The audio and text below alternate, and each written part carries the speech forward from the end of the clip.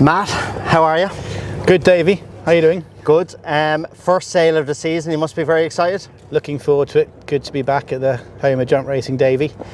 Got a real nice catalogue. Looking forward to getting back in action, yeah. Yeah, absolutely. There's something here for everybody, really, isn't there? Top end and middle end. Absolutely. I think it is the age-old thing, but there is something for everyone. Come along, don't miss it. Something for everyone. A little bit about you, Matt. How did you end up in this position of being an auctioneer? I know you're in university, a little bit of work for Channel 4, and how did you end up falling here? I mean, I as a university did something totally different. Really studied business economics down at Exeter. Ended up spending more time at Exeter and Taunton and Newton Abbot probably than I did at university. But these things happen. And then I did a bit of work for Channel 4, and then I wrote to Terry Court at Brightwells, because they're the local firm to us back home. He very kindly offered me some work experience, and then I kind of never left. And then obviously Tattersalls bought Brightwells out from here then. Then obviously, Tats came in. They bought the bloodstock division of Brightwells, yes. And I was lucky enough then to move across, and now sort of based in Newmarket, Davey. Yeah, so it's been a good journey so far. And auctioneering, when you first started, was that always the plan to be an auctioneer? I was always interested. You know, I was into the racing from a relatively young age, and then I got into the sales, and then the auctioneering side of it kind of fascinated me. And I used to go to Newmarket and watch, the guys in action down there. I used to go up to Doncaster as well, and then I decided, I was lucky enough that Terry Court and Richard Bottrell at Brightwells at the time said, "Oh, do you want to have a go?" And then started off selling tack, head collars and bridles and Brilliant. The odd saddle. Yeah. And then progressed on to, they had the pony sales at Leominster back then, and then started selling the horses and ponies, and then lucky enough to have a go here. So yeah.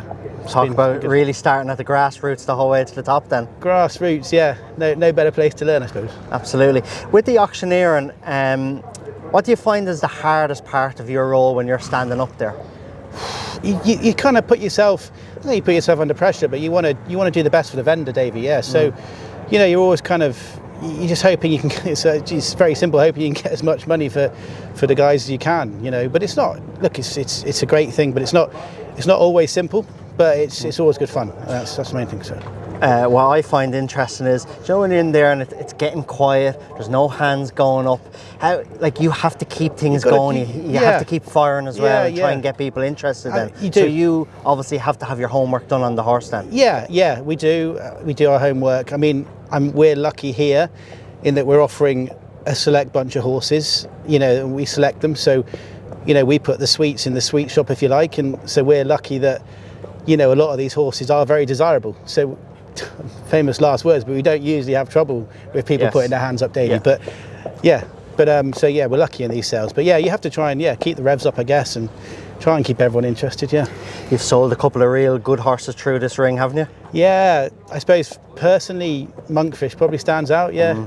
Cormac Doyle, fine big horse, and he won his point-to-point in Stolin, and then he came here and he made, I think, 235,000 to Willie Mullins and Harold Kirk, and obviously ended up with Rich's colours. And he was he's a hell of a horse. Yeah, great horse for Cormac, and great horse for Monbeg, and great horse for Rich and Willie. Yeah, absolutely. Yeah. And no doubt then, when you sell those horses, obviously any horse that comes through this ring, you get a kick out of it. When you've been the one to land down the hammer, I'm sure you get a great kick when you see that horse come up that hill here in Cheltenham. Then. I love racing, Davey. I love watching racing. I love everyone. I love everything about it, and following the horses that's part of it. Yeah, and you get a great kick out of it. Yeah, and so does everyone. Yeah. So before you go in, only a little over an hour to go. Then, what's your preparation in terms of today? So go around, chat to the guys, chat to the vendors, see how they're getting on, see if they've got a good bit of interest. Just familiarise yourself with the horse, the individual you're selling, and then chat to the guys about where they're going to reserve them and sort of what their expectations are really.